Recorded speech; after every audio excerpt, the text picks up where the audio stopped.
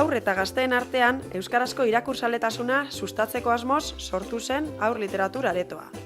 Adin bakoitzerako eta formatu desberdinetan, ipuin antzestuak, ipuin kontalariak, antzerkia, liburu erraldoia, idazleekin elkarrizketak eta erakusketa girotua bezalako ekintzak eskaintzen ditugu. Haur eta gazteak, beraien interesgunetatik, irakurketara hurbiltzeko ekimena da haur literatura aretoa. Orain, euskaraz irakurri eta gozatzeko ataria sortu dugu sarean.